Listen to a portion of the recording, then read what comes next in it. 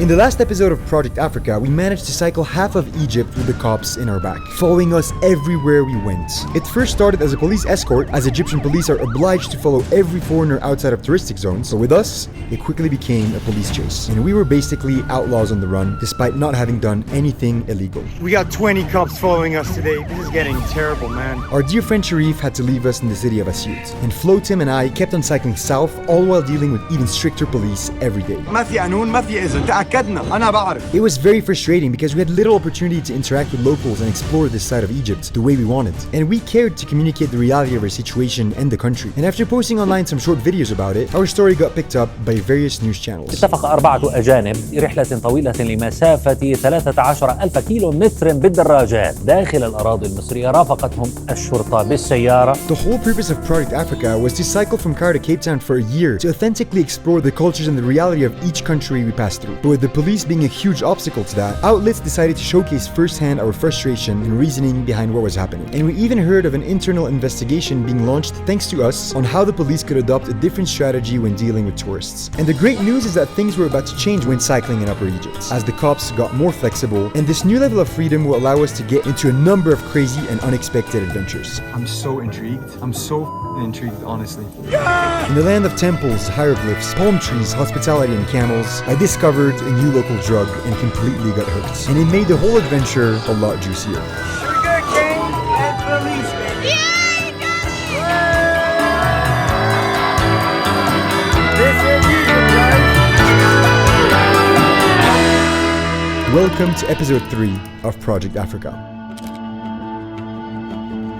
Over the past weeks, we witnessed firsthand how modern Egypt operates and got a glimpse of how the people live here. And as we were heading south, we were not only going to understand more about the current reality of the country, but we were also going to explore the unavoidable. What makes Egypt so famous and legendary? The remains of the ancient Egyptians. Egypt is disputably the oldest nation in the world, established around 5000 BC. And the temples of Upper Egypt that are abundant from around Kena until Aswan are a great gateway to understanding how one of the world's oldest civilizations operated, where and how their radically different beliefs and systems shaped their culture and their impressively developed society. And what better way to go and explore this part of Egypt with a local Egyptian that loves his country and is passionate about history, archaeology, and adventure? Well, I'm obviously talking about our dear friend, Shehab. Shehab, who was at the beginning of the trip with us, as you might have remembered. My name is Shehab. Why is the camera so off in my face? Don't worry, it's wide angle, bro. My name is Shehab. I'm Egyptian. I'm an adventurer and explorer. Shehab dropped out of an engineering degree to pursue filmmaking, his passion. But where he feels the most alive is out there, either exploring old ruins days away from any civilization in the Egyptian desert, or high up on a freezing mountain, pushing his limits. He has just finished his annual exams, and as he promised the first day we met, he was tagging along on the second leg of our journey cycling across Egypt. A way of exploration he has never tried before. And now, you're finally cycling a part of your country. Yeah, You've never done that. From Sohaig to Aswan, that is the plan. Ready to go? As we left Sohaig, the Polik obviously kept on following us down south while we were heading to the 2 next cities, Naga Hamadi and Ena. Good morning from the roads of Egypt. It is Shahab's first day cycling ever. He's a very fast learner. How did it feel to look like a Fortnite character? While we were following the bifurcation of the Nile around that zone, we noticed it created a flagrant and beautiful progression of the natural environment. The landscapes are finally changing. There's some mountains in the background. It's beautiful. You got sugarcane fields all around. That's sugarcane, yeah, everywhere, dude. Life was great, and the cycling was beautiful. Woohoo! The company was so much fun, and even the cops were way nicer than in the north. The cop behind me offered me sugarcane. Hey, this is really good. And that's how this adventure in Upper Egypt started becoming a roller coaster of energy. A real addiction was about to begin. There was a technique to it, and I hadn't quite mastered it yet. And it's obviously a kid who had to show me. You basically peel off the bark from all sides of the cane until you get to the heart, that you bite off in chunks, drain the sugar out, and then spit it. Shukran. Can you swallow this? No. Just chew? Yeah, you chew it and spit. As we kept cycling through the sugarcane fields, we stumbled upon sugarcane workers in the midst of sugarcane season. It was harvesting time. You got some sugarcane workers here, and they're packing them up to be able to sell them in some of the markets around. As I gave them a hand to carry some of the last sugarcanes up the ladder, they gave me some. As you can see, I still had some work to do to perfect the extraction of the juice. This is where sugar comes from. Incredible, no? Is it?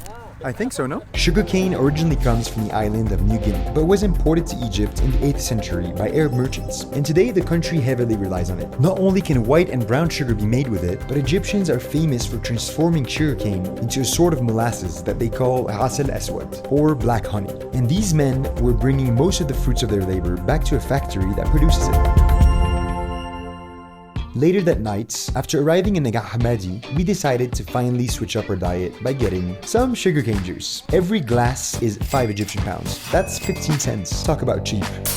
And freaking delicious. Oh, dude, so good. So you got the beer belly, but you also got the sugarcane belly. The sugarcane belly is a lot more worth it than the beer belly. I'm gonna take 3 a day at least, because I want to develop an addiction to it. It's my new thing, man. As we kept moving towards Ena and then Luxor, we were meeting more and more friendly people on the road. Egypt really has some of the warmest and extroverted people I've met. And it's always so awesome to spend some time conversing with them. This guy offered us water and snacks. Thank you so much, man. كل المصريين كده نفس النظام نفس السيستم كلنا الكرم والله. And obviously, what is Egypt without the local group of kids that we laugh so much with? Hello!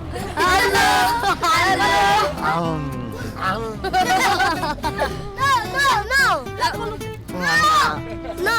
No! Why? No! They want you to die. We're arriving in Luxor very, very soon. I can't wait to visit. This is adventure right here. I was excited to visit Luxor. I had heard about the city for as long as I can remember. The amount of well-preserved vestiges found there is unmatched, apparently. We just arrived in Luxor, and fun fact, we haven't seen one tourist from Cairo to here. And it's the first time we actually see some other foreigners, and we're like, damn. All of the middle part of Egypt is so underrated that no one goes there. I haven't seen even a foreigner that is Arab. For our first stop in the city, we were crossing to the other side of the Nile by boat to get to the Valley of the Kings. A valley full of incredibly decorated tombs of the pharaohs that ruled over Egypt millennia ago. And I wasn't ready to see what I saw. We're visiting one of the tombs of the Ramses, and I didn't expect to see that much detail on the walls. Like, you read about ancient Egypt in books, in movies and documentaries, but seeing it in real life, I'm blown away. I can't even imagine the guy who discovered it. Look at this. It's hundreds and hundreds of hieroglyphs. It's insane. After exploring 4 tombs in the valley, I really went into thinking mode. All this beautiful and complex art made of sculptures, paintings, carvings, and writings were the consequence of the beliefs of the ancient Egyptians and served a higher purpose. Tombs were built for years and years during the lifetime of the person it was meant for and had 2 main functions: house the body of the dead and help transmit the soul of this individual to the underworld. All the intriguing symbols, creatures, sacred hieroglyphic texts, and gods were there for a reason. It's a deep and fascinating rabbit hole, and I hope to develop more on it in one of the next videos. Our next stops were as impressive, but in a different way, as we explored the 2 temples of Medinat Habu and the Hatshepsut mortuary. The size of those archaeological sites, the monoliths and columns used for their constructions, and the unreal number of details on the walls made them some of the most impressive monuments I've seen in my life. It makes me feel humbled with all the technological advancements that has took place for over the 5,000 years ago. Like, over 5,000 year period, and until now, we can't do like such great things as this. All the colors are still vivid, like red, blue, green, yellow. We can see all the colors. It's extremely vivid. The monuments were very well conserved, and it was refreshing to see the consistent efforts put into preserving all of this. Now, yes, one thing that took away from the charm of visiting every site around Luxor was the number of tourists that were there. But looking around, it was easy to understand why. So, when the site started becoming too crowded, we would just leave to spend the rest of our day eating koshery, playing soccer with the local kids, and obviously editing. Every moment in this journey that I'm not cycling, filming, or exploring, I dedicate it to editing the videos you get to see on this channel. It takes a lot of time and effort, and it's not always easy when you're traveling. Editing on the road, the life of someone who makes videos and travels. So I would really appreciate it if you can subscribe to the channel and support me on Patreon. That's how I'm able to make a living while making videos, and especially without burning out. Woohoo! It's one of the first uphills in Egypt, man. It feels amazing. Wow, it's been just flat all the time. We had finally left Luxor for the last push of our cycling adventure in Egypt, the Deep South, where the police started again to become annoying for no reason. The police is again behind us. This police chase has been going for freaking 700 kilometers now. It's non-stop. They don't get bored, man. If you sit down with a cop and start talking and negotiating, you're just gonna lose 3 hours. So today we adopted a completely different strategy. Every police checkpoint we pass through, every time they're like, oh, 1 minute, stop. What we we did is just keep on going. We repeated after them, oh, 1 minute, stop, stop. And they were so bamboozled and shocked that they just let us go. So today we almost cycled with barely any police around, which is great. And to finally try to lose them fully, we decided to go through the narrow and crowded daily markets until it worked. Welcome to a casual market in southern Egypt. I'm not sure we took the best of routes. It's very crowded. But we had dodged the cops, and that's what matters. And once we finally got to leave the market, we found ourselves officially in paradise.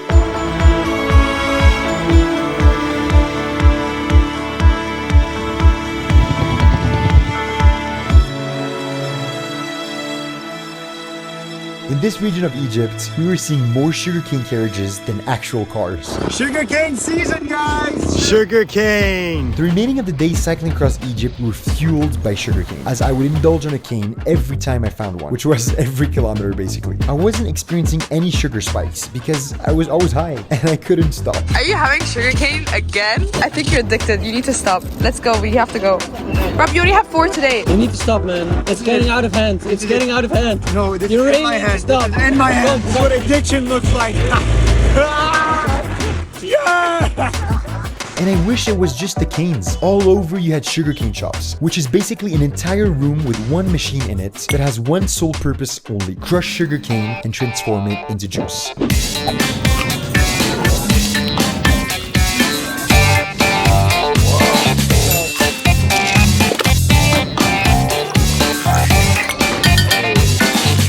Always as good as the first time, man. I couldn't get up without sugarcane juice. I cannot go to bed without sugarcane juice. Sugarcane juice. I cannot shit without sugarcane juice. It's the solution for everything. Give me some of that sugar.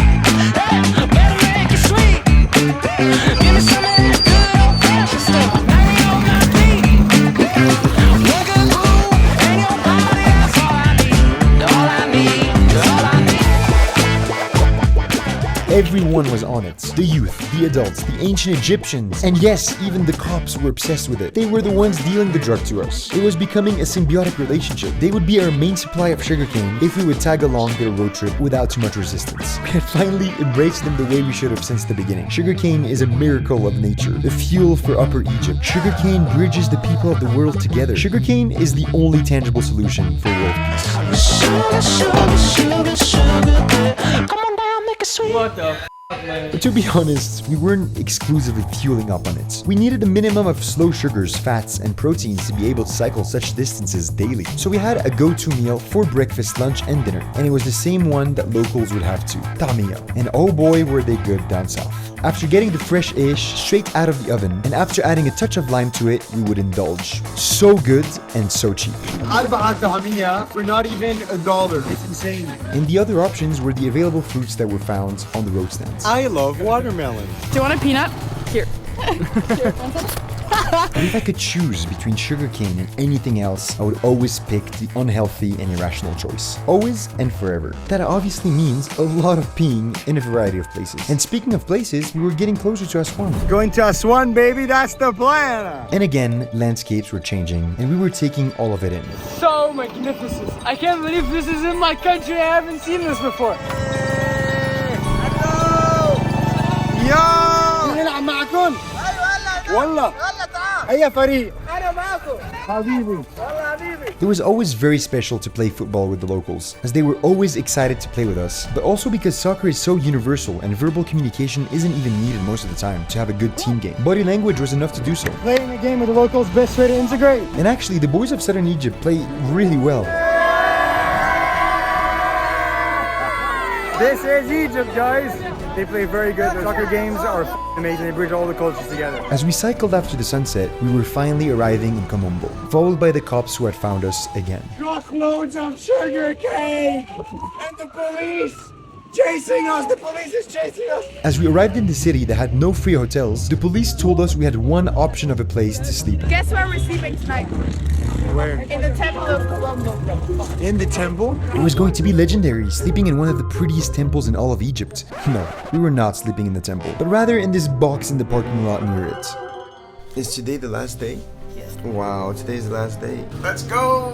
It's our last day cycling in Egypt. We're arriving in Aswan tonight, actually. We started the day by visiting the Kom Ombo temple, one of my favorites until now. It's a double temple dedicated to both the gods Horus, the falcon-head god of the sky, and Sobek, the crocodile-head god of fertility and one of the creators of the world. This is crazy, man. Every temple that we visit in Egypt is incredibly complex. Every inch of the temple's walls was covered with hieroglyphs too. Some were accurate representations of real-life objects and animals, and others were a lot more abstract.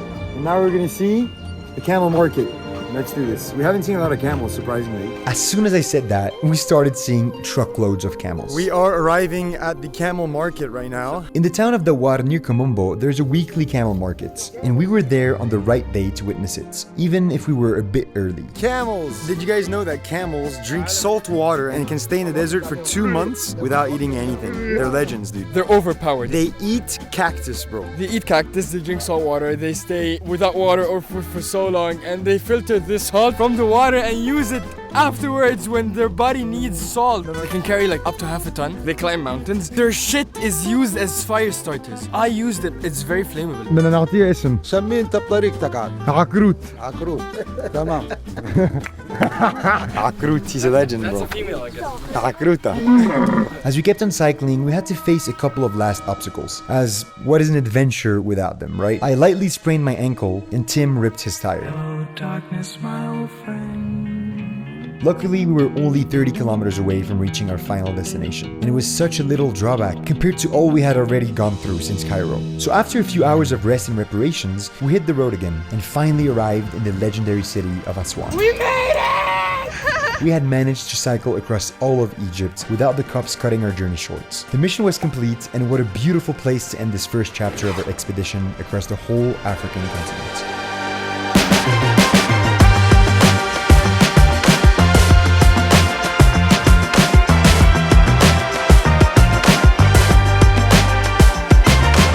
After 2.5 weeks on the road, we finally arrived in Aswan. Man, this has been a ride. The Nile is right behind us. Egypt, you've been beautiful. Or should I say Egypt? I don't know, man. It's kind of confusing. Finally, after arriving in Aswan, the police, after 750 kilometers, is gonna leave us alone. مصري أسوان. أحلى ناس. تسلم حبيبي. The first thing on the list after getting rid of the cops forever was to celebrate, and we were going to start with priorities. Another one? Round 3, baby. Round 3. One more. One more. That's 4. Don't stop, baby. I can't believe myself right now.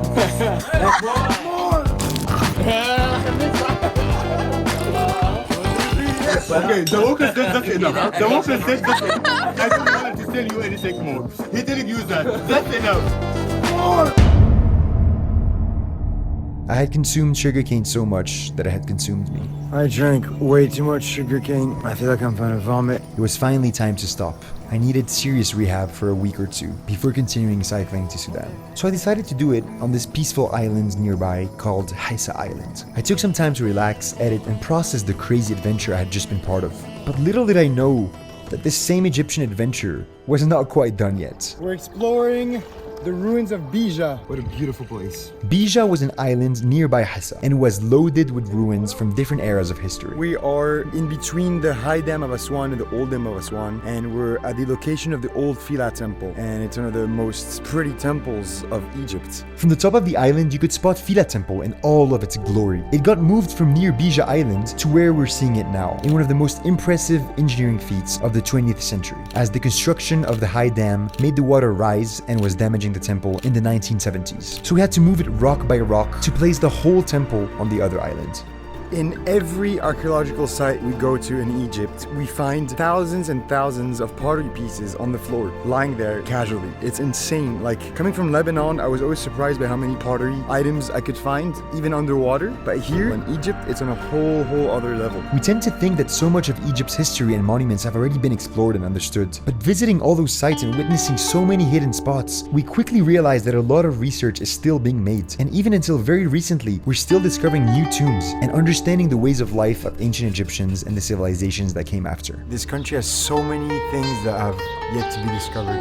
But the real highlight of Bija Island was the Old Gate, the old entrance of the original location of the Fila Temple, a real hidden gem. And after accessing it with kayaks, Shehab started reading the hieroglyphs to try to make sense of them. Ra was the main god, okay? But then it came time where people stopped worshipping Ra and started making their own gods. So the story says that Ra then sent a warrior or a creature, she's a female with a head of a lion, to scare them back into worshipping him. She came down to earth and she started killing everyone. Supposedly, from what I think is written on this is the gateway where she entered earth. The gateway of the goddess of destruction and death. As we kept on adventuring ourselves deeper into the islands, something happened.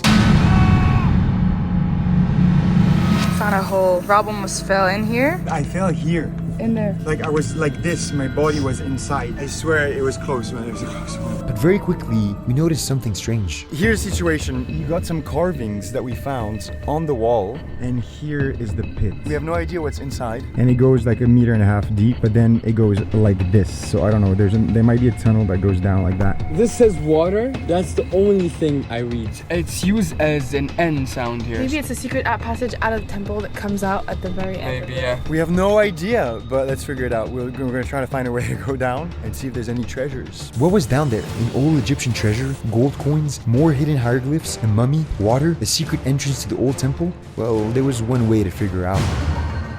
I'm so intrigued. I'm so intrigued, honestly. So, I go down? if you want. As Tim went deeper, things got weirder. It is definitely a passage. I'm 100% sure. Wait, I will show you the videos. First, the passage was very tight, but then suddenly it widened.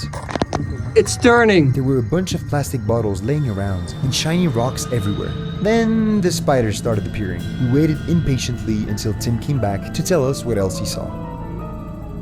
Good job, man. Try to describe it because the videos are not clear. You go down, the entrance is like really small. It's like this picture. Go around the corner, a bit farther. There's like on the end, exactly in the middle, a plastic bucket full of water. What the dude? Oh, it makes no sense. No, it makes sense.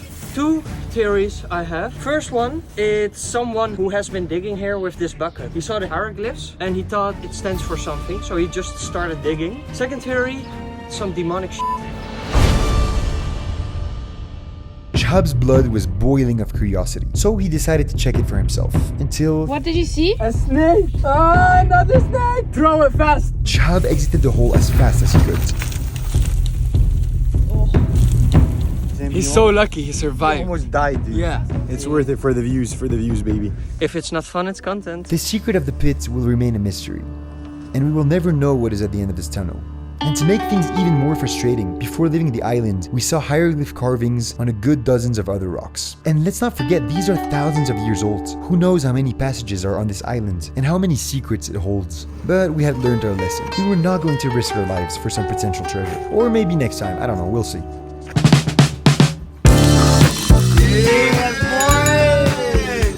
He started when you finished. That's the way to go.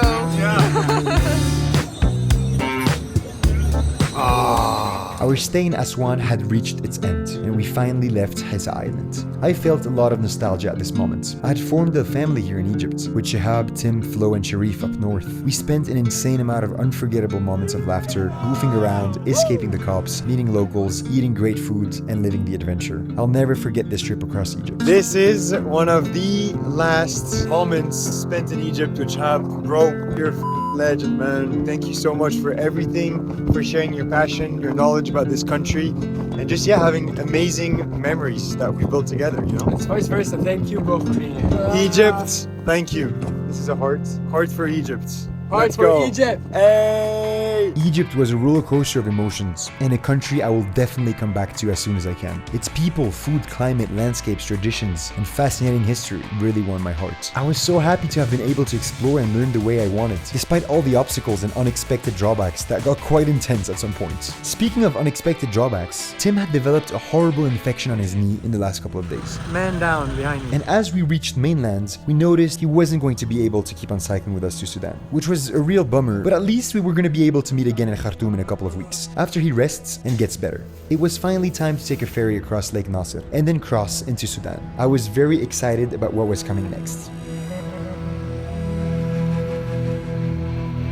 As we cycled towards the border, the landscapes were already becoming a lot more desert-like, arid and empty. And above all, free of cops. Down here we come, baby! Woo! Sudan and Egypt border. This is the last day in Egypt. We're approaching Sudan, as you can see, 5 kilometers away from the border. That's it, we've done it. Egypt is complete. I still can't believe this is the first leg of the journey and it's completed in the best way possible. Egypt was hectic along the Nile with all the kids, with the sugar canes, the cops behind for 800 kilometers, and Sudan's gonna be a lot more calm, a lot more spiritual, and a lot more wild. I love how each country is completely different, and I'm looking forward. Sudan, we're coming for you. Thank you for watching. Don't forget to subscribe, and the adventure continues! We are the hunter and the hunted.